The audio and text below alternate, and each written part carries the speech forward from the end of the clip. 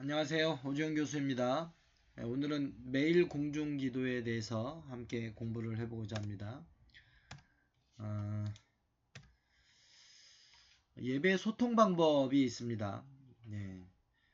어, 요한복음에서 1장 1절과 14절 말씀을 살펴보면 요한복음에서 말씀은 로고스인데 말씀이 육신이 되어 우리 가운데 오셨다라고 말씀하십니다. 말씀이 육신이 되어 우리 가운데 오셨다. 말씀이 곧 성육하신 예수 그리스도이다 라는 것을 이야기합니다. 이 말씀에 대한 이런 강조가 종교개혁자들 이후 예배에서 아주 대두되었고 개신교 예배의 특징이 되었습니다. 예배는 구체적으로 표현하는 소통의 방법으로서 말과 노래 두 가지로 구성되어 있습니다. 기도, 설교, 성경 봉독 이런 것들은 대부분 말로 이루어져 있다고 표현할 수 있죠. 그리고 찬송은 노래로 되어 있습니다. 사실 초대교회 이제 우리가 좀 들어서 알고 있지만 초대교회는 말하듯 노래하듯 스피치 멜로디가 많이 사용되어 있었죠. 그리고 그 소통하는 방법으로는 이 말과 노래, 즉 다 언어로 이루어진 이런 로고스, 말씀과 관련된 이런 표현 방법 이외에 행동화된 표징이 있습니다. 지금 우리가 이전에 살펴봤던 예배에서의 어떤 이런 예술적 표현 방법들은 전부 다 행동화된 표징입니다.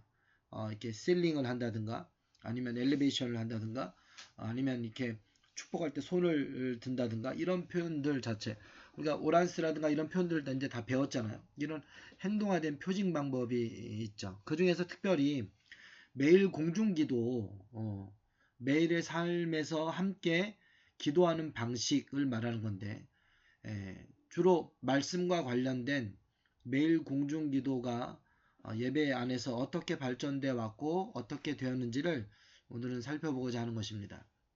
우리가 많이 잘못 알고 있는 것 중에 하나가 뭐냐면 새벽 기도는 대한민국에서 시작했다라고 이렇게 이야기를 하시는 분들이 참 많이 있습니다. 근데 특별히 평양 대봉 운동 때 길선주 목사님으로부터 새벽 기도가 시작됐다라고 이야기하는데 이건 교회 역사를 전혀 몰라서 하는 얘기입니다.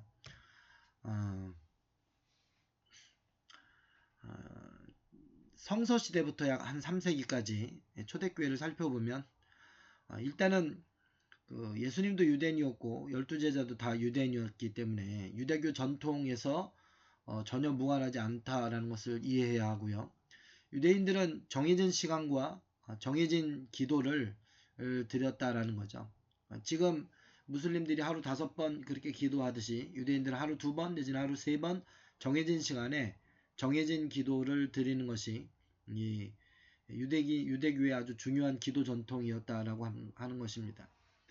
이런 전통들이 초기 기독교인들한테는 되게 자연스러운 행위였고, 그리고 이 쓰여진 기도, 즉흥적인 기도뿐만 아니라 쓰여진 기도를 가지고 기도하는 것도 아주 자연스러운 것이었다라는 거죠.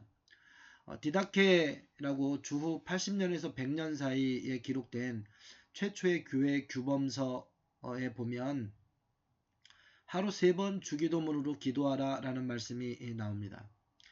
하루 3번 주기도문으로 기도하라 라는 이 말씀은 주기도문처럼 기도하라와 주기도문으로 기도하라 라는 두 가지 이해의 방법이 있는데 둘 다 틀린 게 아닙니다. 그러나 초대교회가 분명한 것은 하루 3번 주기도문으로 기도했다라는 것입니다. 그래서 제3시, 6시, 9시 하루 3번 기도하는 이런 전통 가운데 주님이 가르쳐 주신 그 기도를 기도하기 시작했다라는 거죠. 주기도문은 세례 후보자들이 사순절이나 아니면 이제 곧 시작할 대림절 기간에 세례 후보자 교육을 받으면서 기도에 관해서 배울 때 처음 배우기 시작해서 세례를 받고 난 그 이후에 매일 하루 3번 주기도문으로 기도하는 신앙 삶을 살았다라는 것입니다. 이것이 초대교회의 아주 중요한 전통이었고요. 알렉산드리아의 클레멘트는 그의 전생애 동안 기도하라 라고 이야기합니다. 이것은 데살로니가전서 5장 17절에 쉬지 말고 기도하라 라는 말씀을 교부가 그대로 가르친 것입니다. 2세기 말 3세기 초반에 터툴리안은 저녁과 새벽에 기도하라 라고 가르칩니다. 출애굽기 29장 38절에서 39절 말씀해 보면 내가 제단 위에 드릴 것은 이러하니라. 매일 1년 된 어린 양 2마리니 한 어린 양은 아침에 드리고 한 어린 양은 저녁 때에 드릴지며. 하나님의 말씀 가운데 구약의 전통이 상번제와 하번제라고 해서 저녁과 아침으로 하나님 앞에 번제를 드렸는데 이것이 초대교회에는 저녁과 새벽에 기도하는 기도 전통으로 이어졌다라고 볼 수가 있습니다. 키프리안 교부는 하루 3번 기도하라 라고 가르칩니다. 다니엘서 6장 10절 말씀에도 보면 다니엘이 예루살렘으로 향한 창문을 열고 전에 하던 대로 하루 3번씩 무릎을 꿇고 기도하며 그의 하나님께 감사하였더라 라고 나옵니다. 다니엘이 하루 3번 기도하는 전통이 있었다라는 거죠. 지금 그 다니엘 기도회가 대한민국에서 아주 그 전국적으로 큰 이제 기도 운동으로 지금 하고 있는데 제대로 하려면 하루 3번 무릎을 꿇고 기도하면서 그렇게 해야 합니다. 시편 55편 17절 말씀에도 보면 저녁과 아침과 정오에 내가 근심하여 탄식하리니 라는 이런 말씀이 나옵니다. 그러니까 구약에서부터 이미 하루 3번 기도하는 전통이 있었고 이것을 초대교회 교부들은 자연스럽게 이어갔다라고 볼 수가 있습니다. 3세기 약 215년 내지는 217년이라고 나오는 히폴리투스의 사도전승에는 보면 하루 7번 기도하라 라는 말씀이 나옵니다. 이 말씀은 시편 119편 164절에 근거하는데 시편 119편 164절에 보면 주의 의로운 규례들로 말미암아 내가 하루 7번씩 주를 찬양하나이다 라고 고백합니다. 하루 7번 주를 찬양합니다 라는 말은 하루 7번 주님께 기도합니다 라는 말과 같은 의미이고요. 사도전승 제41장에 보면 기도를 바쳐야 할 때에 대하여 라는 말씀에 긴 구절이 나오는데 그걸 요약해보면 제3시 로마 시간으로 3시, 6시, 9시는 우리 시간으로 하면 오전 9시 그 다음에 정오, 오후 3시 이렇게 생각하시면 됩니다. 제3시에 기도했는데 이것은 예수 그리스도께서 십자가에 달리신 시간이기 때문에 기도했습니다. 제6시는 12시인데 이건 예수께서 극심한 고통 중에 있는 시간으로서 어둠이 덮인 시간입니다. 그리고 제9시 오후 3시는 예수 그리스도께서 운명하신 시간입니다. 그래서 제3시, 6시, 9시는 사도들의 시간이다 라고 교부들은 그렇게 이야기들을 했죠. 그리고 3번 오전 9시 그 다음에 12시 오후 3시 기도를 할 때 그냥 한 게 아니라 그 기도하는 시간조차도 예수님의 시간에 맞춰서 예수님 내 삶에 맞춰서 그렇게 기도했다라는 거죠. 예수님이 십자가에 달리신 시간, 예수님이 가장 고통스러워한 시간, 예수님께서 십자가에서 운명하신 시간에 기도했다라는 겁니다. 그리고 잠자기 전에 기도했습니다. 그때 당시에는 해가 지면 이제 자는 거니까. 근데 이 잠자기 전 기도에 대해서 그 히폴리투스의 사도전승에 뭐라고 설명해 놨냐면 다음날 부활의 모상을 이루기 위해서 기도한다라고 나옵니다. 이게 무슨 말이냐면 그때 당시 사람들은 잠자는 것이 곧 죽음을 의미하고 잠에서 깨는 것은 곧 부활을 의미하는 겁니다. 그래서 자고 일어나는 것을 죽음과 부활이라는 그런 의미를 기도 속에 담아서 고백했다라는 거죠. 그러니까 일상의 삶 가운데 매일 자고 일어날 때마다 매일 십자가와 부활, 즉 복음을 기도 가운데 경험하는 그런 시간으로 만들었다라는 것이죠. 그리고 밤 12시죠.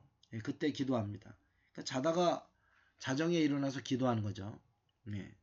한 7, 8시쯤 잤다라고 생각하면 해진 다음에 한 8시쯤 잤다라고 생각하면 한 4시간 자고 일어나서 밤 12시에 기도하는 겁니다. 근데 그때 왜 기도하냐고 설명해 놨는데 모든 창조물들, 별과 식물, 물이 모든 활동을 멈추고 고요히 하나님을 찬양하는 시간이다. 세상의 모든 시끄러운 것들이 다 멈추고 오직 하나님께만 집중해서 하나님의 창조물들이 창조주 하나님께 영광을 돌리는 시간, 자정으로 봤던 겁니다. 그래서 그 자정에 모든 창조물들과 더불어 피조된 인간도 하나님을 찬양하라 라고 가르치는 겁니다. 그리고 한밤중에 자다가 말고 새벽에 일어나서 물로 손을 씻고 손에 입김을 불고 십자송호를 하는 그런 기도를 합니다. 이거는 물로 손을 씻는 것은 내가 세례받은 그리스도인임을 기억하는 것이고, 손에 이렇게 하고 입김을 이렇게 불어 넣는 건 네페시, 숨은 숨, 바람, 이것은 성령을 뜻하기 때문에 성령을 이렇게 성령에 의지하는 그런 기도를 뜻하는 거고, 그 다음에 이렇게 십자성호를 긋는 것, 이거는 충마를, 악한 영의 세력들을 막는 그런 의미이기 때문에 나 자신에게 이렇게 십자성호를 긋고 그리고 이렇게 기도했다라는 겁니다. 그러니까 한밤중에 내가 그리스도인임을 기억하고 꿈속에서 내지는 악한 영에 사로잡히지 않기 위해서 스스로를 죄로부터 정화하고 성령의 전신갑주를 입고 자기 자신을 지켜내는 그런 기도를 했다라는 겁니다. 그리고 새벽 닭 울기 전, 새벽 시간에 일어나서 기도했다라고 나옵니다. 그러니까 베드로가 예수 그리스도를 부인했던 바로 그 시간이 새벽 닭 우는 시간이었기 때문에 그 베드로처럼 시험에 들지 않기 위해서 그렇게 기도했다라는 겁니다. 그냥 가만히 따져보면 오전 9시, 그 다음에 낮 12시, 오후 3시, 그리고 대략 한 저녁 8시, 밤 12시, 새벽 한 2, 3시, 그리고 새벽 한 5, 6시 이렇게 일어나서 하루 7번 기도했다라는 거죠. 그러니까 초대교회 성도들의 그런 기도하는 삶이 오늘날 대한민국 성도들이 기도 제일 많이 하는 세계교회 대표적인 표본으로 그렇게 이해되고 있는데 절대 그렇지 않다라는 거죠. 초대교회 때 더하면 더했지 덜하지 않았다. 기도의 전통이 어마어마했다. 매일 시간을 정해놓고 쓰여진 기도와 즉흥적인 기도를 병행하면서 그렇게 기도했다라는 겁니다. 히폴리투스 사도전승에 보면 매일 기도에 대해서 이렇게 나옵니다. 신자들은 잠에서 깨어나 일어나자마자 자기 일을 시작하기에 앞서 하나님께 기도하고 그 다음 자기 일을 하러 갈 것이다. 만일 하나님의 말씀에 대한 교리 교육이 있으면 자기 영혼을 강화하기 위하여 하나님의 말씀을 들으러 가는 것을 중히 여길 것이다. 교회에서 서둘러 갈 것이니 그곳에서 영이 꼽히게 될 것이다. 세례받기 위해서 세례 예비자 단계와 후보자 단계 둘로 나뉘어지는데, 세례 예비자 단계 3년 동안 그 훈련받는 그 기간 동안에 매일 새벽에 와서 기도하고 일하러 가는, 이미 세례받기 전에 그런 시간들을 가졌고, 당연히 세례 후보자가 되어서 세례받기 위해서 훈련하는 그 기간 동안에는 매일 새벽마다 교리교육, 사도신경, 주기도문, 십계명 이런 가장 기독교 핵심인 교리들을 교육받으면서 그리고 기도하는 시간들을 가졌다는 거예요. 다 새벽 시간에 이루어지고 일하러 가기 전에 이루어졌던 매일 기도의 전통이, 이미 새벽 기도 전통이 초대교회에 있었다라는 겁니다. 4세기에 넘어가면 각 지역마다 큰 교회들, 이제 기독교 박해 시대가 끝나고 로마 제국 자체가 기독교 국가가 되는 그런 시대가 들어선 다음부터는 각 주요 거점 도시들마다 대성당, 큰 교회들이 만들어지는데, 그런 큰 교회, 교국교회라고 하는 그런 큰 교회를 중심으로 매일 하나님의 말씀을 듣고 찬양하고 기도하는 시간들이 있었다라는 겁니다. 그러니까 말씀과 찬양과 기도는 늘 초대교회 때부터 있었다라고 생각하시면 됩니다. 근데 오늘날과 조금 다른 것은 이 매일 새벽마다 아침마다 드리는 찬양과 기도와 이 말씀은 평신도가 인도했다라는 거죠. 그래서 그런 전통이 중세에 매일 공적 예배에서 성직자가 성찬 집례로 드리면서 이 초대교회의 전통이 사라지게 되는 겁니다. 그러니까 매일 아침과 저녁으로 이제 공적인 예배를 드리면서 이것들이 다 성찬이 있는 예배로 바뀌면서 전부 다 성직자들이 하는 그런 전통으로 바뀌어버린 겁니다. 이 전통이 오늘날 개신교회까지 그대로 넘어오게 된 겁니다. 그래서 성직자가 성찬 집례는 하지 않으면서 대신 새벽 기도와 저녁 기도회를 전부 다 인도하는 그런 전통으로 바뀌게 된 것이죠.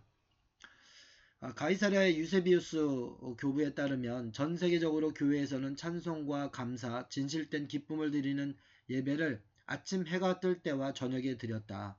이러한 기쁨은 찬송으로 표현되어 세계의 모든 교회에서 불리워졌다라고 기록합니다. 그러니까 아침 저녁으로 찬송, 기도, 말씀 이런 예배가 드려졌다라는 거죠. 4세기의 대표적인 초대교 교부들의 글을 모아놓은 어퍼스톨릭 컨스티튜션 사도 규약에 보면 매일 아침 저녁 주의 집에 모여서 즉 교회에 모여서 시편을 노래하고 기도하라라고 나옵니다. 그러니까 시편을 노래 시편 전체는 다 노래였으니까 말하듯 노래하듯 시편을 노래하고 그 다음에 아침과 저녁으로 기도하는 전통이 있었다라는 겁니다. 그리고 사도 규약의 또 다른 문구에도 보면 저녁이 되면 그대 주교는 교회를 소집하라. 그리고 불을 켤 때에 시편을 반복하고 나서 집사, 즉 여기서 집사는 오늘날 교회에서 집사나 안수 집사나 이분들을 말하는 게 아니라 부목사라고 생각하시면 됩니다. 입문자들을 위해 기도하라. 입문자는 세례 후보자들을 말하는 겁니다. 그러니까 사도규약에 보면 저녁 기도회 때에는 교회당에 불을 켜는 그런 전통이 있었고 그 불을 킬 때에 세례 후보자들 세례받기 위해서 지금 교육받고 있는 그들을 위해서 기도하는 전통이 있었다라는 거죠. 이 절차를 마친 후 부목사는 즉 집사는 믿음이 신실한 여러분들이여 함께 주님께 기도합시다 라고 말하라. 이게 이제 초청 기도하는 거죠. 함께 기도하자고 기도로 초청하는 이런 문구들이 공식적인 문구들이 있는 거죠. 이런 문구들을 잘 알아뒀다가 오늘날 예배 때 이런 걸 활용할 수 있으면 더 좋겠습니다. 이후 이런 비비딩 프레잉 초청 기도가 끝난 다음에 여러 제목들을 놓고 기도하는 여러 번의 기도가 나오고 그 다음에 축복 기도 이후에 흩어졌다라는 그런 기록이 나옵니다. 서방교회 기록들을 살펴봤고요. 동방교회를 살펴보면 동방교회 대표적인 교부인 요한 크리소스토무스죠. 에 보면 새벽에 교회에 모여 기도하고 하나님께 모든 일을 고백하라. 그가 주신 모든 것에 감사하라. 또 저녁에도 교회에 돌아와 하루 동안의 모든 일을 주께 고백하고 잘못에 대한 용서를 구하라. 그러니까 크리소스톰의 문구에도 보면 새벽과 저녁 기도가 있었고 새벽에는 감사 기도를 저녁에는 용서를 구하는 기도를 그러니까 자기 전에 하루 동안에 죄진 것들을 다 용서를 구하고 잠을 자고 아침에 일어나서는 새로운 생명을 주시고 새로운 날을 주신 하나님께 감사하는 그렇게 기도하라. 그래서 새벽과 저녁에 기도하는 이런 전통이 있었다라는 거죠. 에게리아 예루살렘 성지 순례기를 남겼던 스페인의 수녀죠. 에제리아 내지는 에게리아라고 그러는데 이 에제리아의 기록에 보면 예수 그리스도의 무덤에 세워진 교회 즉 성묘교회죠. 지금도 있는 바로 그 예루살렘 성묘교회에 가서 거기 있었던 그런 기록들을 잘 기록해놨는데 거기에 보면 매일 예배가 있었다라는 겁니다. 그리고 그 예배는 수도승과 수녀들 첫 번째 그룹, 두 번째는 평신도 그룹, 세 번째는 성직자와 주교 등 세 그룹이 나누어져서 예배에 참석했다라는 겁니다. 수도승과 수녀들의 예배가 찬송, 시편, 기도가 하루 종일 계속되고 굉장히 긴 예배를 드렸습니다. 이 사람들은 예배에 헌신하기 위해서 일평생 자기 자신을 헌신하기로 결단한 사람들이니까 여기도 보면 찬송, 그 다음에 시편송, 그 다음에 기도가 계속되었음을 알 수가 있습니다. 그 다음에 평신도와 성직자는 함께 예배를 드렸는데 새벽 시간에 아침 찬송 시간에 참석하고 사도들의 시간 즉 아까 이야기했죠. 9시, 12시, 오후 3시 예수님이 십자가에 달리신 시간 가장 고통스러워 하시면서 어둠이 세상을 덮은 시간 운명하신 시간 그 시간과 또 저녁 시간 등잔불에 점화하는 시간이라고 그랬죠. 그 시간에 참석했다라는 겁니다. 그러니까 하루 3번 기도한 거죠. 세 번 기도하는 그런 시간들, 새벽, 그 다음에 아침 사도들의 시간, 그 다음에 저녁 기도 시간에 평신도와 성직자들이 참여했다라는 겁니다. 이 예배 순서는 시편을 하고, 그 다음에 응답송을 부르고, 그 다음에 찬송을 부르고, 모두를 위한 기도를 하고, 중보 기도죠. 그 다음에 추모의 기도를 드렸어요. 추모의 기도는 구체적으로 그 사람의 이름을 부르면서 그를 위해서 기도하는 겁니다. 그 다음에 세례 예비자와 신자들을 위한 축복 기도를 하고 해산을 하는 이런 순서로 드렸다. 그러니까 시편은 반드시 새벽 기도나 저녁 기도에 다 있었어요.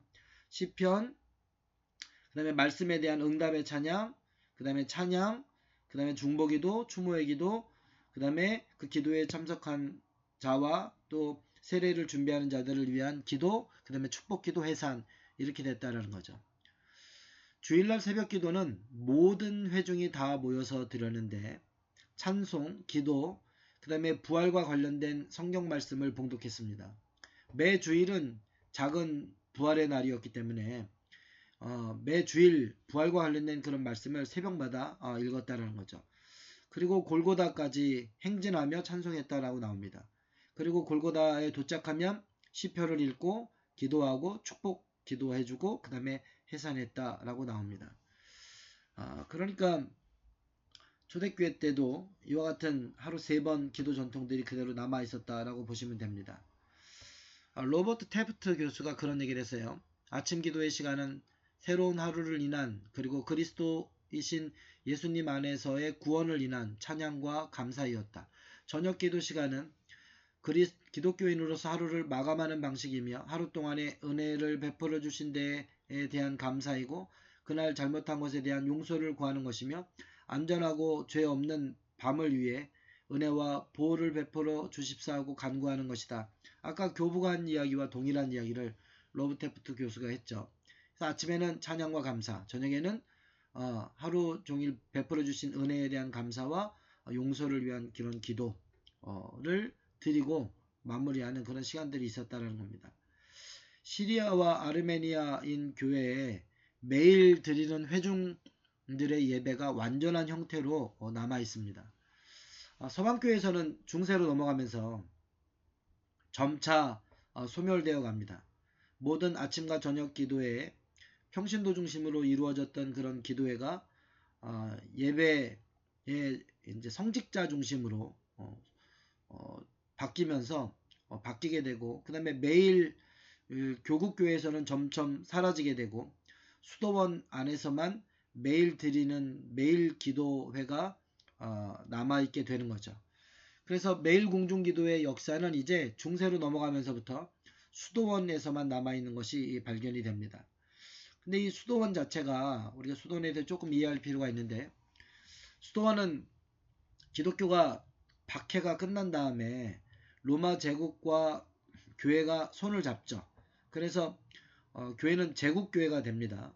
이제 로마 제국의 시민으로 태어나면 뭐 바로 그리스도인이 되는 겁니다.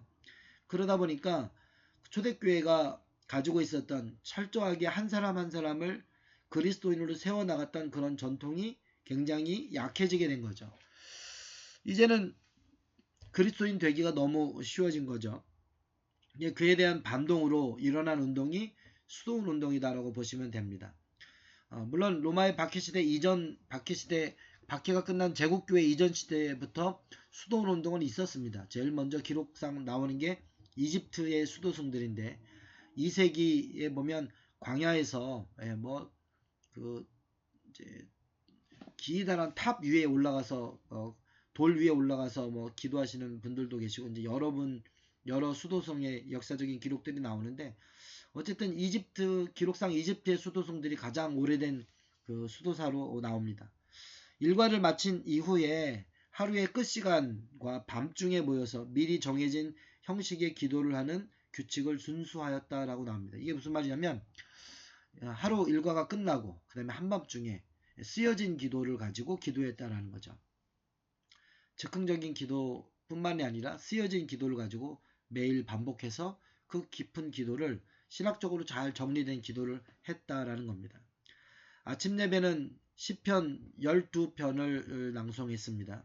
시편을 매일 12편씩 낭송했고, 평일에는 구약과 신약, 그 다음에 주일에는 부활, 특히 주일과 부활 주간, 주님이 부활하신 이후 성령 강림절까지 이 한 50일, 기쁨의 50일을 부활 주간이라고 하는데, 이 주간에는 서신서, 복음서 이렇게 읽었다라는 거죠. 동방교회 전통을 또 한번 살펴보면, 아까 요한 크리스토스톰만 살펴봤는데 4세기의 대표적인 이제 동방교회 교부 가운데 한 사람인 바질을 살펴보면, 세인트 바질이 쓴 그 롱 룰스라는, 우리말로 번역하면 긴 규범이라고 말할 수 있습니다. 장규인 거죠. 한자로 말하면 장규라는 이런 책을 썼는데, 이 책에 보면 사도들은 틈틈이 그리고 밤에 기도하였으며 이른 아침에 기도를 드림으로 몸과 영혼을 한날의 시작부터 하나님께 봉헌하였다. 그리고 하루의 일과가 끝나면 주께서 하루 동안 주신 모든 것에 감사하고 잘못을 고백해야 하였으며, 밤에 휴식하는 동안에는 죄짓지 않도록 나쁜 꿈에 시달리지 않도록 기도하였고, 기도하면서 밝아오는 아침을 맞아야 했다. 그는 하나님의 영광과 그리스도이신 예수님에게 헌신하는 삶을 선택한 사람들, 즉 수도사들 뿐만 아니라 모든 기독교인들은 적어도 이 8번의 성무에 불참하면 안 된다고 기도하였다. 그러니까 바젤 또한 8번의 성무에 기도했다라는 거죠. 그러니까 사도들의 기도하는 시간 3시, 6시, 9시, 그리고 이른 아침 해 뜨기 전 부터 시작해서 하루 일과가 끝났을 때, 그리고 밤중에, 그리고 새벽에, 이렇게 해갖고 그 사도전승에 나왔던 그런 7번 기도가 바젤에서는 8번 기도로 확장돼서 기도하라고 이야기를 가르쳤다는 겁니다. 요한 크리스토스토마 하루를 4부분으로 나누어서 각각의 마지막쯤에 시편과 찬송으로 하나님께 영광을 돌렸으며 예배와 함께 하루를 시작하고 끝마치는 곳도 있다라고 소개를 합니다. 카시안의 규칙 인스티튜스 보면 예루살렘에 있는 수도원들이 하루 7번 예배를 드린다라고 나옵니다.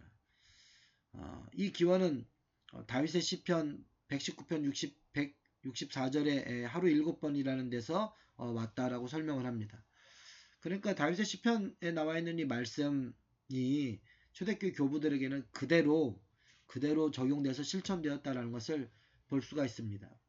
이렇게 하루 7번 내지 하루 8번 기도하던 이 기도 전통이 6세기의 서방 교회에서 그대로 전승이 되고, 베네딕투스는 이 기도원의 수도원의 하루 일과를 하는 이 기도 전통을 책으로 만들어서 그대로 정리를 해놨습니다. 베네딕투스의 기도 전통이 바로 이 책인데,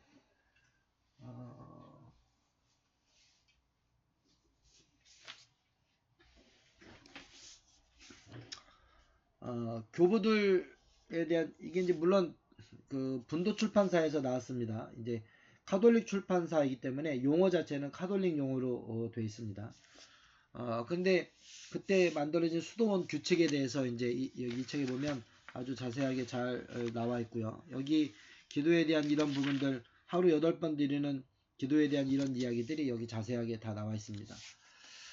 여기 보면 하루 8번 드리는 기도 일과에 대한 것들이 나오는데, 저녁 기도에 베스퍼스라고 그래갖고 일과를 마친 후 드리는 만과가 있고요. 그 다음에 취침 기도회가 나옵니다. 컴플린이라는 잠자리에 들기 전에 드리는 그런 종과가 있고요. 그 다음에 이제 마틴스라고 하는 심야 기도회가 있습니다. 밤에 한 중간에서 드리는 기도죠. 그 다음에 새벽 기도 해 뜨기 직전에 드리는 그 라우드스라는 찬과가 있습니다. 그 다음에 프라임이라는 새벽과 직후 제1시과, 그러니까 해 뜨기 전이 있고 해 뜬 후 새벽에 드리는 제1시과가 있고, 제3시과, 아까 그 오전 9시라고 그랬죠. 그럼 여기서 3시간 넘어가면 어쨌든 제 3시가 오전 9시가 있고 3시, 6시, 9시는 사도들의 시간이라고 그랬죠. 제 6시가 12시, 낮 12시에 드리는 기도가 있고 그 다음에 제 9시가 오후 3시에 드리는 기도가 있습니다. 이렇게 해서 하루 8번 드리는 기도 일과에 대해서 설명해 놨다라고 보시면 됩니다. 수도원에서 일과 예배는 모두 하나님께 대한 봉사입니다. 그러니까 일하는 것, 예배하는 것, 이게 다 하나님께 대한 사역이었다라는 거죠. 이 모든 일로 하나님께서 영광을 받으신다라는 이 전통이 수도원 전통입니다. 우리나라에도 예수원이라는 그런 이제 수도원 공동체가 또 있는데 수도원을 지향하는 그런 공동체들에 가서 보면 뭐 예수원뿐만 아니라 뭐 다른 공동체든 뭐 여러 가지가 있습니다. 근데 거기에 가서 보면 노동과 기도가 핵심이에요. 예. 이 모든 노동과 기도를 통해서 하나님께 영광을 돌린다는 것이 수도원 전통의 핵심입니다. 이런 수도원들의 전통들이 각 지역의 거점 교회인 교국교회에도 영향을 미칩니다.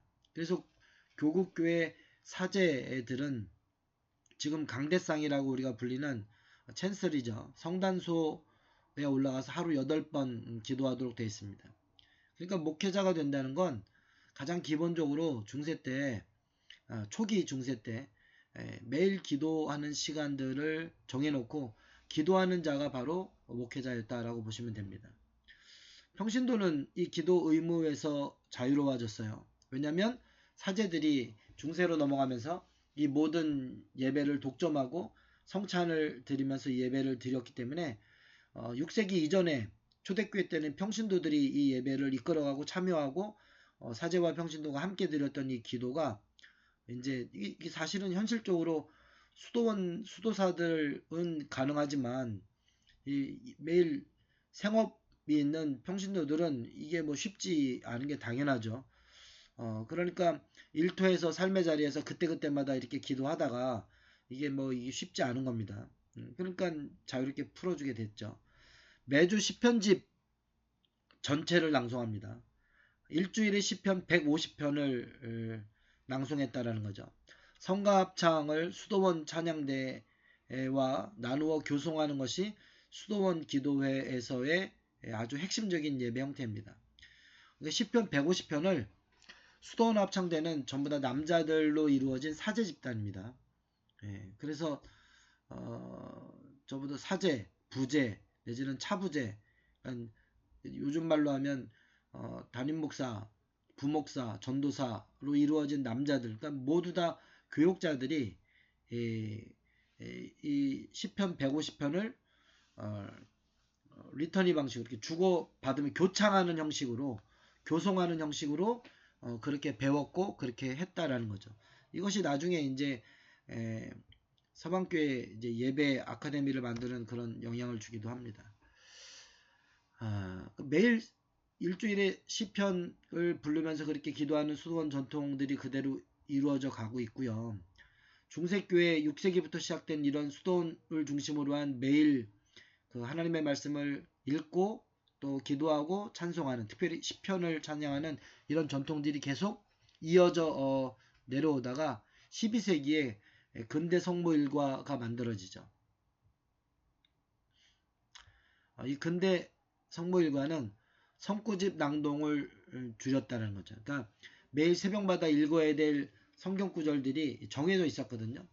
보통 주일에는 시편과 그 다음에 서신서, 복음서를 읽고 평일에는 시편과 그 다음에 구약을 읽는 이런 이제 성경 구절들을 읽는 이것들이 정해져 있었는데 성경 구절 읽는 시간을 줄이고 찬송을 많이 불렀다라는 겁니다.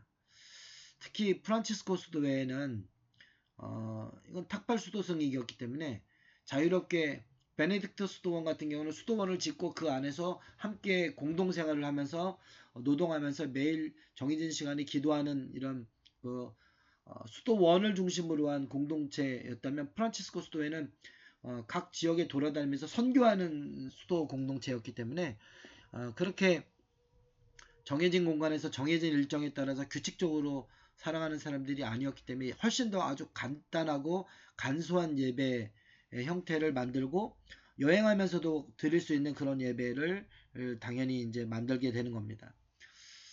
그래서 긴 시간 동안 성경을 많이 읽을 수 있는 수도원 중심의 그런 예배 형태를 버리고 그 다음에 이제 찬양을 많이 이제 하게 되고 기도를 더 많이 하게 되는 거죠.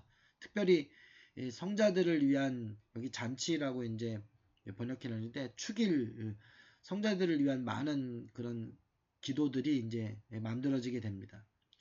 뭐 이게 그 중세 교회력의 큰 문제이기도 했는데 거의 뭐 신앙을 본받아야 할 그런 순교한 성자들을 일일이 다 거론하다 보니까 정작 예수님이 보이지가 않게 되죠. 어쨌든 그 성경 읽는 것을 줄이고 실제 성자들을 위한 많은 그 행위들에 대한 이런 것들을 기억하고 그들의 삶을 읊어가면서 이야기해주는 그런 시간들이 길어졌다라는 겁니다. 매주 규칙적으로 시편 그 다음에 이제 성경을 낭송하던 형식에서 점차 경축일의 연속과 같은 형식이 되는 겁니다. 그러니까 시편과 성경 낭독에서 성자들 우리가 기억해야 될 수많은 신앙의 모범을 보인 사람들에 대한 기념기도 이런 것들이 많아지는 거죠. 찬양은요 합창 예배를 드렸습니다.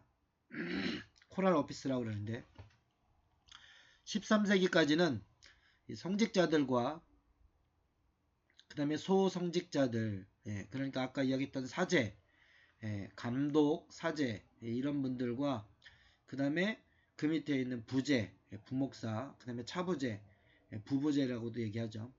이런 소성직자들 그리고 공동체가 말로 하거나 합창을 하였습니다.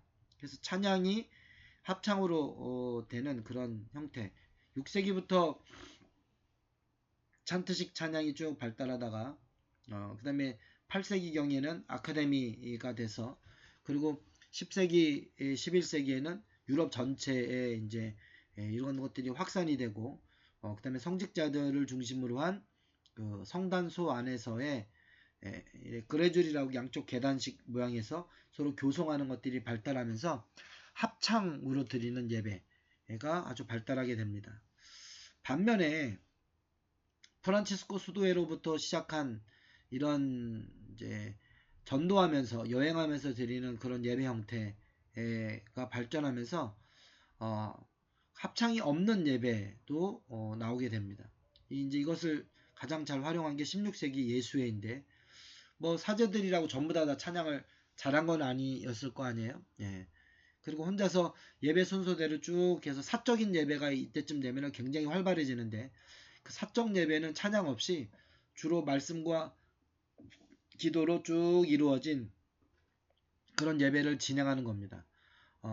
목회자 혼자서 예배를 집례하는 그런 경우가 많이 있었다라는 거죠.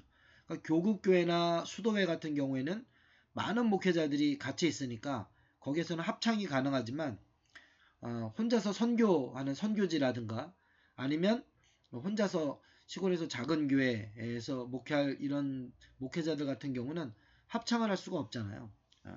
그리고 그 중세 때 영주들이나 이런 사람들이 개인적인 교회들을 짓고 사제를 모셔와서 자기 영주 안에 이제 자기 가족들과 그 위에서 이제 그 기도해 달라라고 이렇게 부탁을 하는데 여기에 이제 목사님들이 많이 오면 사제들이 많이 오면 그러면 영주가 다 먹여 살려야 되니까 그러니까 이제 부담이 커지는 거죠. 그래서 사제 한 사람만 모셔오는 이런 일들이 빈번했고 그런 예배 형태에서는 찬양이 거의 이제 빠지게 되는 합창 없는 예배가 드려지게 되었다라고 보시면 됩니다.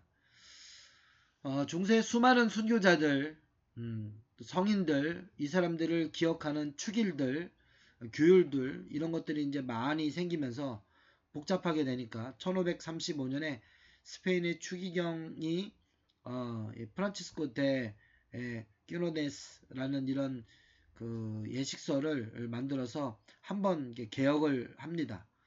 이 개혁한 것이 36년에 한번 개정되고 이것들이 쭉 진행이 되지만 그래도 매일 성부일과나 이런 부분들에 대해서는 이제 초대교회 전통이 많이 회복이 안 되죠.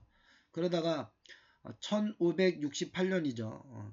1517년에 마틴 루터가 종교개혁을 했으니까 그 이후에 트렌트 공의회가 이제 1523년, 25년 막 이때 이제 쭉 트렌트 공의회가 있고, 트렌트 공의회 이후에 로마 일과 의식서라는 이런 그 이제 매일 성모일과에 대한 이런 의식서가 나오고, 이것이 1907년까지 70년까지 1907년이래 1970년까지 거의 한 400년간 바뀌지 않고 그대로 다 사용이 됩니다. 이것이 중세 로마 카톨릭의 매일 기도회의 전통이었다라고 보시면 됩니다. 그랬다가 이거 전체를 다 바꾸는 큰 흐름이 하나 나타나는데 1963년에서 65년까지 그리고 그 이후 69년까지 하고 1970년에 이제 그 제2차 바티칸 공의회의 영향으로 만들어진 거룩한 전례 헌장이라는 책이 나오죠. 뭐 거의 카톨릭의 종교개혁이라고 말해도 틀리지 않는데, 이 제2차 바티칸 공의회에 의해서 카톨릭은 완전히 다른 예배 형태를 가지게 됩니다. 그 이전과 그 이후는 완전히 다르죠. 우리가 알고 있는 카톨릭의 예배에서는 평신도들은 완전히 배제됐었는데 제2차 바티칸 공의회 이후로 완전히 뒤바뀌게 되는 거죠. 이 제2차 바티칸 공의회가 아침 기도회와 저녁 기도회를 중요시합니다. 초대교회부터 있었던 전통이었다라는 거죠. 그리고 심야 기도회는 아무 때나 드릴 수 있도록, 그러니까 심야 한밤중에 드리는 그런 기도회는 자유롭게 아무 때나 드리도록 하고, 제1시과 새벽 해 뜨고 난 직후에 드렸던 새벽 기도는 가급적이면 하지 말아라 라고 이렇게 이야기를 합니다. 그리고 3시, 6시, 9시 사도들의 기도 시간이었는데 이 셋 중에 하나만 선택해서 지켜라 라고 이야기를 합니다. 그러니까 총 8개의 베네딕트 수도원에서 드렸던 이런 기도 전통을 훨씬 더 좀 느슨하게 현실적으로 만든 거죠. 시편은 일주일마다 150편을 다 읽던 것을 한 달로 연장을 합니다. 한 달에 시편 한 번, 4주에 걸쳐서 시편을 다 읽을 수 있도록 이렇게 재편을 하는 거죠. 그리고 성경 읽기가 거의 없어지고 찬양과 기도만으로 이루어졌던 것이 다시 성경 읽기를 하게 됩니다. 그래서 거의 한 2년이면 2년마다 매일 성경 읽기를 하고 나면 성경을 일독할 수 있도록 그렇게 이제 하게 되죠.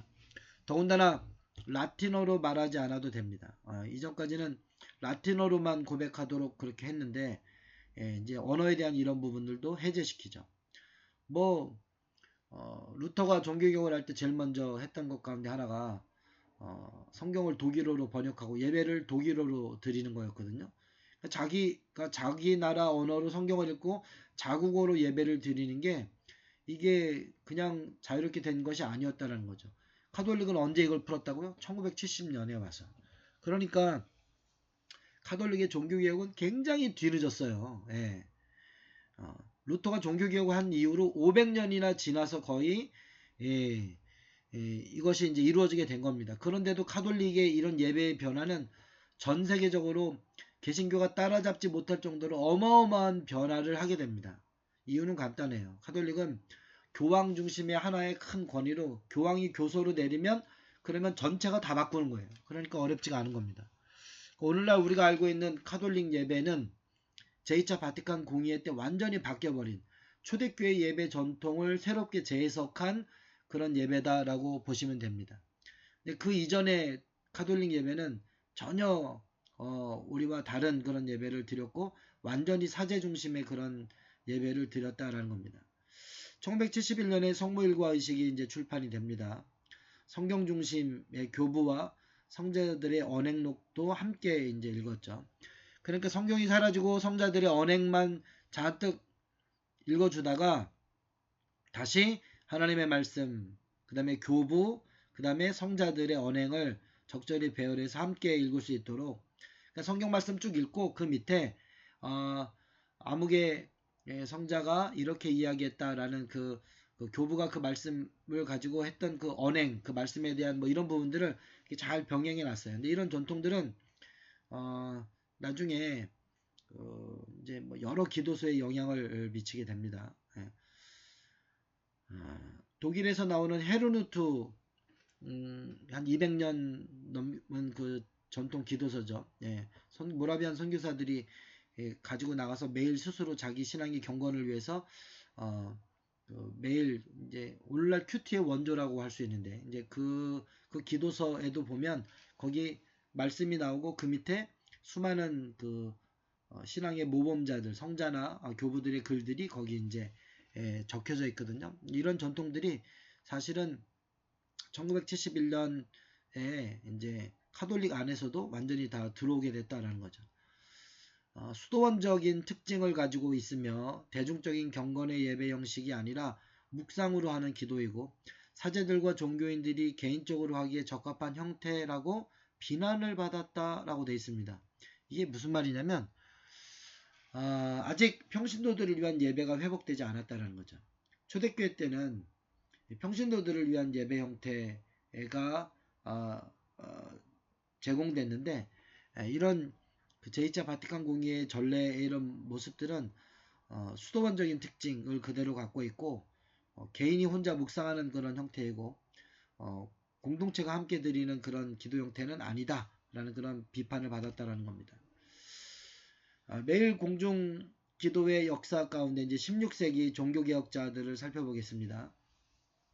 16세기 종교개혁자들 매일 성모일가는 성직자들과 수도원의 전유물이었죠. 16세기까지 종교개혁들이 조금 전에 읽었던 것처럼 1970년 71년에 나온 그런 로마 카톨릭의 그 전례헌장에서도 그때까지도 당연히 아직 성직자와 수도사 중심의 예배 형태 그걸 벗어나지 못했다라는 비판을 받았으니까 루터가 종교개혁을 했을 그때 당시에는 당연히 매일 성모일과가 성직자들과 수도원의 전유물이었던 거죠.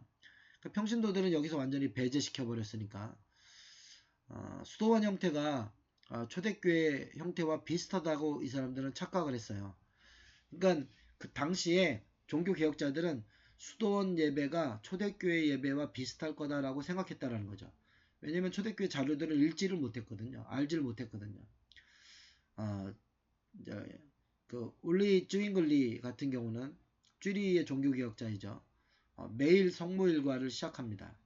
그래서 매일 성모일과를 시작하는데 예배는 성경봉독과 그 다음에 성서 주석을 합니다. 그리고 강조점은 교육입니다. 주로 성경과 그 성경에 대한 바른 해석을 가르치는 일에 집중했다는 거죠. 그래서 매일 성모일가를 아침 저녁으로 하면 일주일이면 몇 번이에요? 14번인 거죠. 그래서 적어도 일주일에 14번의 설교를 들을 수 있도록 그렇게 편성을 한 겁니다. 이것이 영국 청교도 목사들을 위한 그 모임, 목회자들을 위한 모임의 모델이 됩니다. 스트라스버그의 감독이었던 마틴 부처가 있습니다. 마틴 부처의 영향을 받은 사람이 장 깔뱅이죠. 이 마틴 부처는 수도원적인 성모일과를 폐지합니다. 그리고 수도원이 아니라 교국교회, 각 지역의 거점교회를 위한 성모일과를 시작합니다. 당연하겠죠. 왜냐하면 마틴 부처 자체가 스트라스버그의 감독, 즉 교국교회 감독이었기 때문에 마틴 부처가 필요했던 건 교국교회들의 성모일과였던 거죠. 그리고 아침과 저녁 두 개의 기도회로 단순화시킵니다. 이제 하루에 7번, 8번 막 이런 거 다 필요 없고 아침과 저녁 2번만 하면 된다는 거죠. 10년 후에 퀴노네스에 의해서 이제 개척이 됩니다. 이게 이제 마틴 부처의 스트라스버그에서 드렸던 이 아침과 저녁 이 단순화시킨 그 기도회가 10년이 지난 다음에 여기 교창을 폐지하고 라틴어 성모일과의 본질적인 구조만 남기고 성경 봉독과 성경 주석은 더 많이 첨가하는 이런 예배 형태를, 그러니까 아침과 저녁 기도회 때 훨씬 더 많은 성경을 읽고 그 다음에 그 성경 봉독에 대한 성경 주석, 이때 성경 주석은 설교라고 생각하시면 돼요. 그러니까 말씀과 설교 시간이 훨씬 더 길어지게 되었다는 거죠. 찬송, 교창하던 수도원 중심의 어떤 이런 예배 특징이, 그 아침 저녁 기도의 특징이 뭐라고 그랬어요? 교창이라고 그랬잖아요. 이 교창을 없애버리고 라틴어로 드리는 성모일과의 뼈대만 남기고 모든 것들을 다 바꿔서 성경 봉독과 성경 주석이, 그러니까 말씀 읽고 성경을 해석하는 설교하는 그런 시간들이 훨씬 더 길어지기 시작했다는 겁니다. 마틴 루터를 빼놓고 할 수가 없죠. 1523년, 1526년 두 번의 예배서를 집필했는데 평생 성모일과를 했는데 심야기도회, 저녁기도회를 회복시켜야 된다라고 주장합니다. 그래서 이 예배 형태는 성경봉독, 그 다음에 시편, 그 다음에 성구송은 이제 칸테클이라고 그래갖고 성경 말씀을 노래로 한 거죠.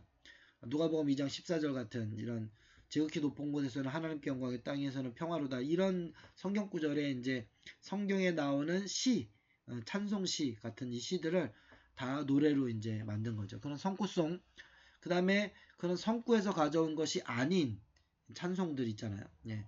시편이나 이런 것들은 다 성구송이고, 이런 성구송이 아닌 하나님을 영화롭게 하는 것들을 찬양이라고 하는데, 이 찬양을 부르고 주기도문하고 그 다음에 컬렉트라고 그래갖고 그날에 짧은 기도를 하고 신앙 고백을 하고 설교를 하는 겁니다.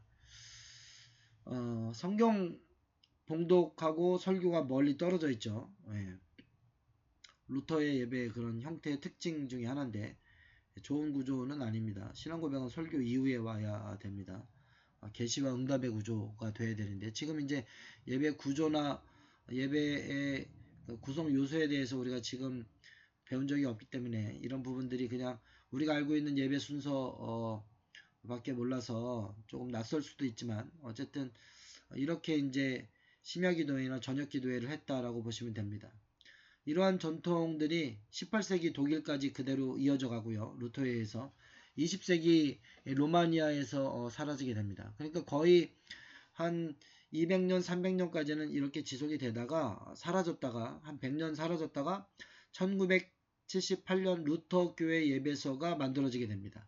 이때 아침 기도로 그 루터가 했던 그 마틴스 심야 기도를 하고 저녁 기도로 그 베스퍼스를 살리고, 그 다음에 일과 후의 기도, 이거는 이제 컴플레인이라고 했고 이제 취침 기도회로 하루 3번 기도로 해서 아침 기도, 저녁 기도, 그다음에 일과 후 기도를 심야 기도, 저녁 기도, 그 다음에 취침 기도를 갖고 와서 이 3번의 기도서를 만들게 됩니다. 이 아침 기도는 어떻게 했냐면 성가 영창을 하고요. 그 다음에 기도서를 가지고 기도하고요.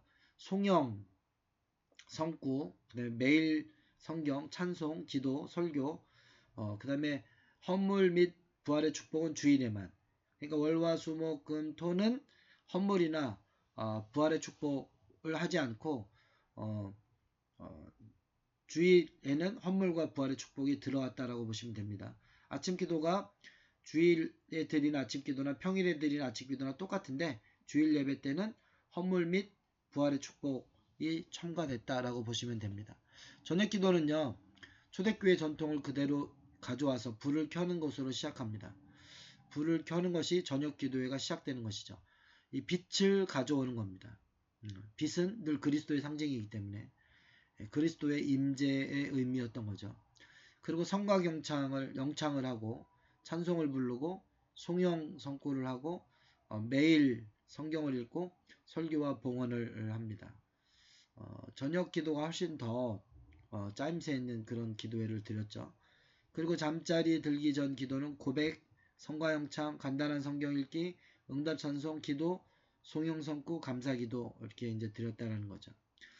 이 두 가지 예배를 위한 응답의 기도, 그 다음에 이제 번갈아 가면서 하는 연도, 그 다음에 매일 기도문, 매일 기도 시편, 그 다음에 매일 성경 일과, 이런 아침 기도와 저녁 기도, 잠자리 들기 전 이 기도를 위해서 응답의 기도는 어떻게 하고, 그 다음에 그 번갈아 가면서 이렇게 할 수 있는 기도는 어떻게 하고, 그 다음에 매일 드리는 기도문 어떻게 하고, 이렇게 쓰여진 기도문들이 다 준비되어 있었다라는 거죠.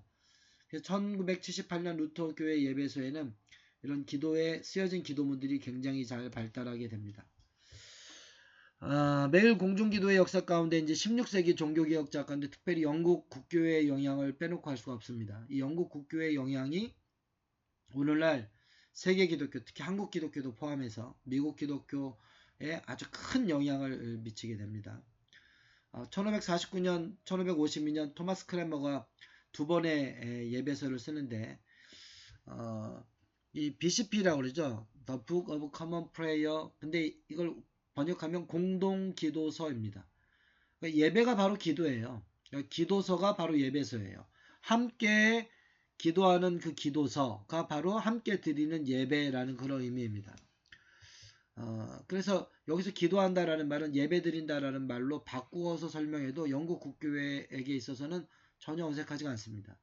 그래서 매일 공중 기도는 매일 공중 함께 드리는 예배라고 이해해도 됩니다. 그러니까 아침 예배, 요즘 말로 하면 새벽 예배인 거죠.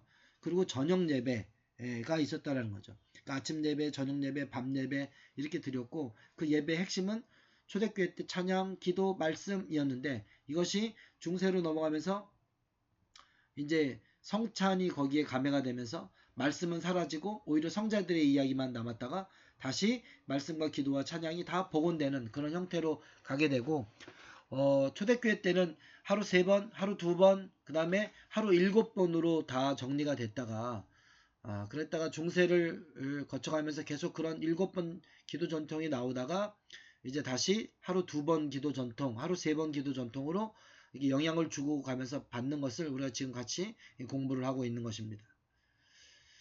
어쨌든 영국 국교회의 이런 공동기도서 예배 전통이 아주 큰 이제 영향을 갖게 되는데 아침 기도회와 저녁 기도회 두 번의 기도회를 아주 중요하게 여기게 됩니다. 근데 이 저녁 기도회는 이브닝 프레이어라고 그래갖고 좀 이따 이야기하겠지만 그 기존에 있었던 그 새벽기도, 저녁기도, 이 추천기도 이걸 다 합쳐갖고 이제 만든 거예요. 어쨌든 예배를 두 가지 형태로 그래서 모닝 프레이어, 이브닝 프레이어 이 두 가지 예배를 드리는데 이 두 번의 예배, 새벽 예배와 저녁 예배라는 이 예배 전통이 약 300년간 영국 교회 주일 예배의 표준이 되고 이것은 그 주변에 있는 모든 나라들의 예배의 표준이 됩니다. 이 아침 기도, 모닝 프레이어는 연도, 번갈아 가면서 하는 기도, 그 다음에 말씀, 예전, 설교가 포함됩니다. 그러니까 번갈아 가면서 하는 기도를 드리고 말씀과 설교 중심의 간단한 예배 형태가 있는 거죠. 그리고 저녁 기도에는 영국에서 있었던 사름 예배서, 영국에 있었던 사름 예배서라고 아시면 됩니다. 이게 지금 예배서의 전통을 또 다르게 설명하면 아주 복잡해지거든요. 어쨌든 사름 예배서에서 그 심야 기도회 아까 마틴스라고 그랬죠. 새벽 기도 라우드스 그다음에 저녁 기도 베스퍼스 이거를 다 합쳐갖고 컴플린까지 다 합쳐갖고 통합해갖고 저녁 이제 이브닝 프레이어를 만든 겁니다. 그래서 어쨌든 예배를 아침 기도 저녁 기도 둘로 나누고 저녁 기도에는 기존에 있는 예배 네 가지 전통을 다 합쳐갖고 만들었다라고 보시면 되죠. 구약과 복음서는 새벽 아까 설교 말씀 성경 목독과 설교 중심의 예배를 드렸다고 했잖아요. 구약과 복음서는 새벽에 읽고 그 다음에 구약과 사도서 신서는 저녁 기도회 시간에 읽었습니다. 그리고 주기도문, 짧은 응답의 찬양, 영광송, 이 덧붙여진 시편, 두 개의 성경 읽기, 성구송, 아까 이제 성경 구절을 갖고 찬송을 받으면 칸티클, 성공송이라고 그랬죠. 자비를 구하는 기도, 주여 우리를 불쌍히 여기소서 라는 키리에 그 다음에 사도신경, 신조 내지는 니케아 콘스탄티노플 신조 이런 신조를 고백하고요. 그 다음에 주기도문과 응답송을 합니다. 그리고 마무리 세 개의 짧은 기도가 있습니다. 이런 것들은 사람 예배서에서 왔는데 이런 예배 전통이 영국 교회의 예배 전통 안에 그대로 다 들어가게 됩니다. 1552년에는 그 회개의 선이 들어가게 되는데 즉 고백과 용서가 나타나기 시작합니다. 개혁파의 영향을 받은 거죠. 원래 중세 때 이 참회는 네 가지 단계를 거치게 됩니다. 하나는 마음으로 하고 그 다음에 입술로 고백을 하고 그 다음에 용서를 받고 그 다음에 용서에 따른 보석 죄책을 죄에 대한 벌을 값을 치르는 이제 보석 네 가지 형태로 되어 있었는데 종교 개혁자들은 이 중에서 마음의 어떤 이런 것과 그 다음에 죄책에 대한 보상 이게 면제부 면벌부 이 부분을 다 잘라버리고 그 그다음에 고백, 그리고 그 용서는 교회가 아니라 하나님의 말씀. 용서의 권한은 오직 하나님께만 있다. 그래서 그 하나님께 주신 그 말씀으로 말미암아 우리가 용서받는다. 하나님에 대한 언약에 근거해서 그렇게 정리를 하죠. 어쨌든 이런 고백과 용서에 대한 이것이 종교 개혁자들의 그 아주 핵심적인 예배 전통인데, 이것이 1552년 BCP에 이제 나타나게 됩니다. 이게 이제 회개라는 회개 서원으로 이제 등장을 한 거죠. 그리고 잔 웨슬리가 일평생 끼고 다녔던 예배서죠. 1662년판 BCP, 그러니까 영국교회 공동기도서라고 보면 돼. 거기에 보면 예배 마지막에 보충기도가 그 다음에 영가를 위한 규정이 첨가가 됩니다. 뭐 이 정도, 그렇게 많이 바뀌지 않았어요. 1552년판에서 살짝 바뀌었다라고 보시면 됩니다. 그리고 거의 그 내용 그대로 가져가게 됩니다. 어쨌든 영국교회에서 시작한 아침 기도와 저녁 기도회가 대중화됩니다. 이제 굉장히 인기를 많이 얻게 됩니다. 왜냐하면 그때 당시에 성경책이 지금처럼 보편적으로 다 있지 않았어요. 근데 아침 기도, 저녁 기도에 가면 늘 하나님의 말씀을 들을 수가 있었어요. 많은 양의 성경 구절을 읽어줬고요. 그 다음에 시편과 영가에 회중이 참여했어요. 중세 때 함께 초대교회가 함께 찬양으로 드리던 이 모든 것들을 중세는 다 사제 집단들이 독점했었잖아요. 근데 이것들을 다시 그 회중들이 함께 시편과 영가를 함께 참여해서 하나님을 찬양할 수 있도록 이렇게 이제 했다라는 거죠. 그러니까 회중들이 많은 성경 구절들을 읽고 함께 찬양하고 할 수 있도록 예배가 그렇게 바뀌게 된 겁니다. 그러면서 그 예배에 대한 이런 전통들이 굉장히 좋아지게 된 거죠. 이제 부족한 부분들은 찬송가가 조금 많지 않았다라는 것을 이게 좀 아쉬운 면이 이제 있습니다. 매일 공중기도의 역사 가운데 이제 16세기 종교개혁 시대에 영국 국교회를 지금 살펴보고 있습니다. 그 국교회 기도서에 보면 이런 이제 이야기들을 토마스 크랜머가 합니다. 사람들이 매일 교회에서 읽혀지는 성경 말씀을 들음으로써 하나님을 아는 지식에서 점점 더 유익을 얻기를 바라고 그분의 진정한 종교로부터 우러나오는 사랑으로 불타오르기를 희망한다. 그러니까 많은 성경 말씀을 읽어주고 설교하면서 하나님을 아는 지식이 더 많아지고 그 다음에 기독교로부터 나오는 그런 사랑으로 인해서 불타오르기를 희망한다라고 이야기를 하는 거죠. 크레머는 성경과 기도서 두 개만 있으면 예배를 드리는데 아주 부족함이 없다라고 생각했고요. 실제 이런 성경과 기도서만 가지고 예배 드리는 이 전통은 중세교회 때 이제 예배를 위한 이런 기도서들이 나오면서 중세 한 8세기 넘어서 9세기, 10세기 정도 들어가면 예배 처음부터 끝까지 모든 예배 순서를 아주 촘촘하게 잘 기록해 놓은 이런 책들이 나오기 시작하거든요. 그 안에 이제 찬송, 기도, 뭐 성경 본문 이런 것들이 다 담겨져 있는 거죠. 네, 그런 것들에다가 이제 크랜머는 성경을 하나 더 가지고 성경과 그 다음에 예배서 이 두 가지만 있으면 예배를 잘 인도할 수 있도록 그렇게 예배서를 만들었다라는 겁니다. 시편은 한 달에 한 번씩 통독하게끔 했습니다. 아까 이야기했던 것처럼 중세 때는 그 한 주에 시편 150편을 다 통독하도록 했던 것을 이제 이제 1971년에 와서 그 제2차 바티칸 공의회 이후로 이제 로마 카톨릭은 그렇게 이제 한 달에 한 번으로 바꿨잖아요. 근데 이미 영국의 토마스 크랜머는 훨씬 그 이전에 이미 한 달에 한 번씩 성경을 통독할 수 있도록 그렇게 바꿨다라는 거죠. 한 달에 한 번씩 시편 전체를 통독하고 성경을 차례대로 읽기 했다라는 거죠. 그러니까 4세기에 이미 교회력이 만들어졌는데 4세기에 만들어진 그 교회력은요. 성경의 복음서를 중심으로 짝을 이루는 구약과 서신서를 가지고 재편했기 때문에 여기 읽었다 저기 읽었다 그렇게 읽었다라고 보시면 돼요. 그런데 종교 개혁자들 이후로 주로 나오기 시작한 게 뭐냐면 오늘날 성경 통독이라고 생각하면 됩니다. 예. 뭐 통성경 읽기 막 이런 것들이 다 대한민국에서 오늘날 뭐 본인이 최초로 만들었다 막 이런 얘기를 하는데 다 거짓말입니다. 예, 이미 영국 국교에서 1500년대 그때부터 렉티오 컨티뉴라고 그래갖고 컨티뉴나 그래서 연속적으로 성경 읽기, 구약은 창세기부터, 신약은 마태복음부터 내지는 로마서에부터 쭉 성경을 읽고 창세기부터 쭉 성경을 통독해갖고 성경 전체를 다 1년에 일독할 수 있도록 그렇게 했다라는 겁니다. 매일 30분 성경을 읽으면 1년에 성경을 딱 일독할 수 있습니다. 매일 30분. 예. 그래서 이 성경 통독을 위해서 토마스 크레머는 성경 읽기를 저해하는 영가, 응답송, 뭐 초대송 이런 것들을 다 빼버렸어요. 아주 가장 기본적인 시편에 대한 찬양만 딱 남겨놓고 그 다음에 성경 읽기, 말씀 여기에 이제 집중했다는 거죠. 그 다음에 매일 성모 일과를 노래로 부르는 것은 성공의 특징입니다. 그 성경 읽기 자체를 노래로 이렇게 하는 거죠. 그리고 설교나 봉헌은 없습니다.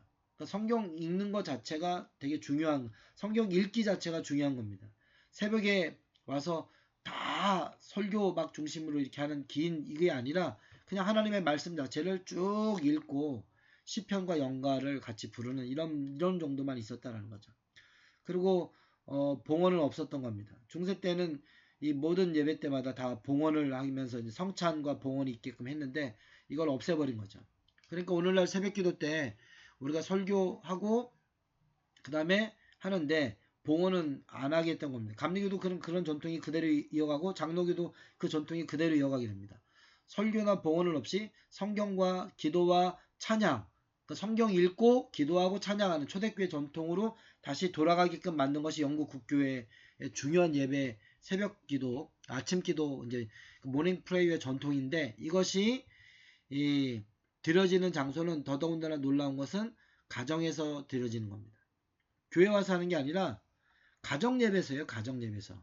매일 성모 일과를 그 집안의 가장이 자기 가족들을 데리고 그렇게 할 수 있도록 그렇게 만들었다는 거죠. 이게 영국 청교도, 스코틀랜드 장로교, 그 다음에 스코틀랜드 1647년부터 이제 가정예배 지침서가 나오고 가정예배 지침서가 나온 그 이후에 웨스트민스터 신앙 고백서가 나오고 그 다음에 대교리 문답, 소요리 문답 이런 것들이 이제 나오게 되는데 이 모든 시작의 영향은 영국 국교회의 성모일과에서 시작된 겁니다. 그리고 감리교뿐만 아니라 미국의 아주 다양한 교파들에게 다 영향을 미치게 되죠. 가정예배, 가정에서 드려지는 매일 기도 시간, 이 부분들에 대해서 영국 국교회가 중요하게 되었다, 중요하게 생각했다는 거죠. 오늘날 우리는 새벽 기도를 꼭 교회 와서 드려야 된다고 생각하는데 영국 국교회는 주일날 교회 와서 함께 예배를 드리고 매일 기도하는 시간들은 가정에서 드리는 시간으로 그렇게 만들어졌다라고 보시면 됩니다. 17세기, 18세기에 보면 이제 경건주의를 빼놓을 수가 없습니다. 루터파가 루터파의 한 계열인 거죠.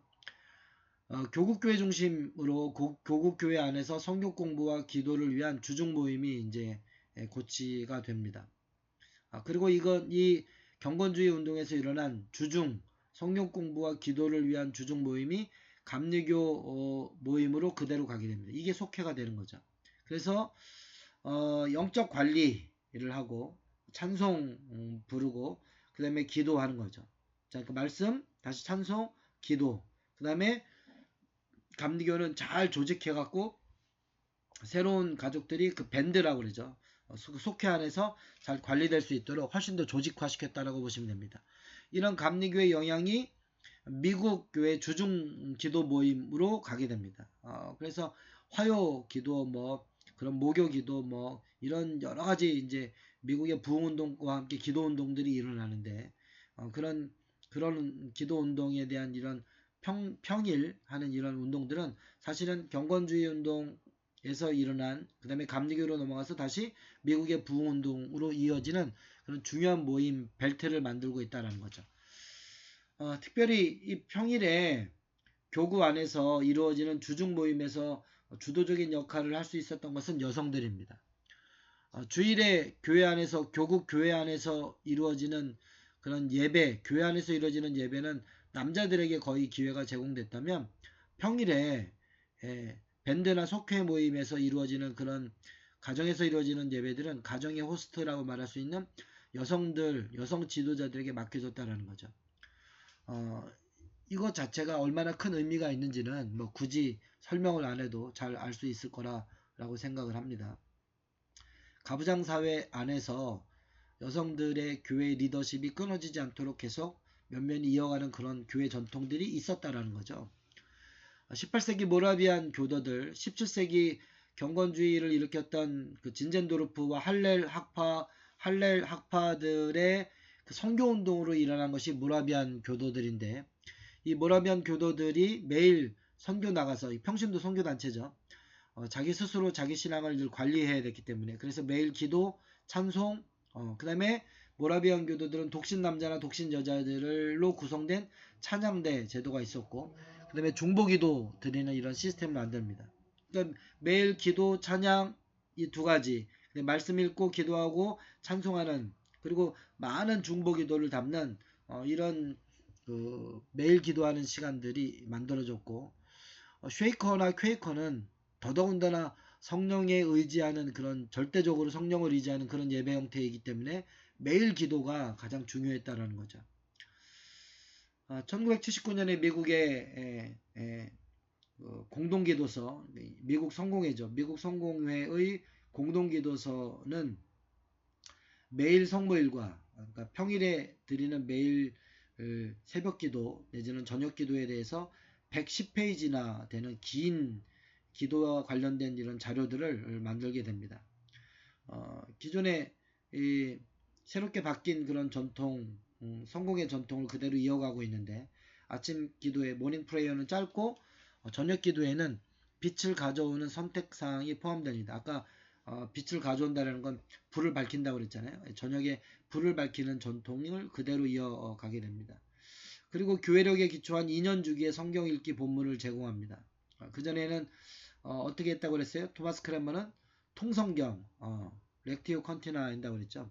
성경을 창세기부터 구약을 쭉 읽어나가고, 신약은 마태복음이나 로마서부터 쭉 읽어나가는 통성경 읽기를 했는데, 다시 1979년 미국 그 성공의 공동기도서에는 2년 단위로 복음서를 중심으로 해서 짝을 이루고 있는 구약의 말씀과 서신서를 가지고 성경 읽기를 구성해서 2년 단위로 주일 예배와 주중 예배가 같이 잘 조화를 이루어서 성경을 일동할 수 있도록 그렇게 만들었다라고 보시면 됩니다.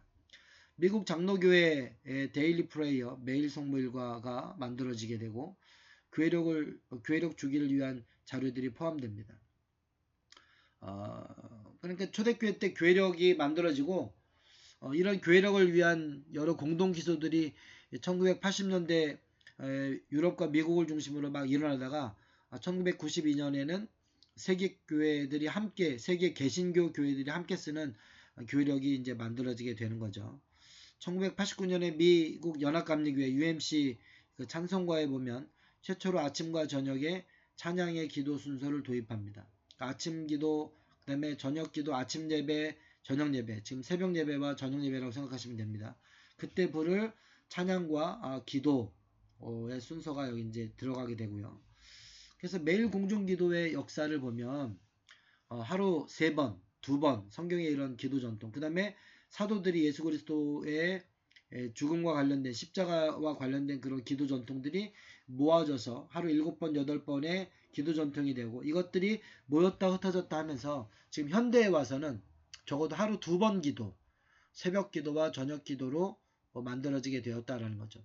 그래서 이런 기도 전통, 이런 예배 전통들이 계속 이어져 오면서 주일날 보통 한국 교회가 아침 예배와 저녁 예배를 드리잖아요. 초기 한국 성결교회 기록에 보면 주일에 하루 4번 예배를 드렸습니다. 새벽 예배, 낮 예배, 그 다음에 오후 예배, 그 다음에 저녁 예배, 이렇게 4번의 예배를 드렸는데, 이런 예배 전통들이 어느 날 갑자기 그냥 하늘에서 뚝 떨어진 게 아니라 이런 초대교회에서부터 이어져 왔던 그런 전통 위에 계승되고 또 발전되고 이렇게 변화되고 이런 과정들을 겪었다라고 보시면 됩니다. 그리고 주중에 매일 찬양과 기도와 말씀을 읽는 이런 시간들과 주일에 하나님의 말씀을 읽고 기도하고 찬양하는 이것들이 서로 조화를 이루어가면서 주일 예배와 주중 기도가 서로 조화를 이루어가면서 주일은 공동체 전체의 신앙과 믿음을 고양시키고 그리고 주중에는 개인이 자기의 신앙을 끌어올리는 그래서 주중에 개인의 사적인 기도, 신앙 이런 삶의 관리가 주일에 공동체 전체의 예배와 만나서 서로 상보적인 시너지 효과를 내는 그런 예배 형태들이 초대교회 때부터 발전돼 있었고 오늘날 이것들이 회복되어지고 있다라고 보시면 됩니다. 그리고 이런 매일 공중기도의 역사에서 가장 중요한 부분 중에 하나가 뭐냐면 기도, 찬양, 성경 읽기 이 신앙의 3대 영양소인데 이거의 균형이 중요하다라는 거죠. 그냥 계속 기도를 줄이고 말씀을 드리고 뭐 찬양을 줄이고 뭐 성경 읽기 늘리고 막 이렇게 하는데 기도, 찬양, 성경 읽기 세 가지의 균형이 되게 중요하다라고 생각합니다. 저희 교회는 새벽에 1시간 새벽 기도를 드리는데 매일 30분 성경 이제 찬송가 하나 딱 부르고 그다음에 바로 30분 성경 읽기 하고 그다음에 10분 설교하고 그다음에 10분은 최소한 같이 개인 이제 기도하고 그리고 나서 그 이후에 더 기도하고 싶은 분들은 더 기도하고 이제 차량 운행을 이제 들어가게 됩니다. 어쨌든 1시간 동안에 기도, 찬양, 성경 읽기 그래서 1년이면 성경을 다 일독할 수 있도록 이런 기도하는 이런 짜임새가 새벽 기도하는 이런 전통, 저녁 기도하는 이런 전통들이 초대교회 때부터 여태까지 계속 이어져 왔다라는 것을 우리가 알아야 됩니다. 매일 하나님의 말씀을 읽고 기도하고 찬양하는 그래서 개인적으로 신앙을 잘 관리해 나가는 여러분들이 되기를 그래서 주일날 공동체가 함께 모였을 때 성장한 신앙인들이 함께 모여서 공동의 기도와 예배를 통해서 하나님께 함께 더 크게 영광을 돌리고 나아가는 예배의 부흥은 개인의 신앙관리와 절대 무관하지 않다는 것을 기억해 주시기를 바랍니다. 마치겠습니다.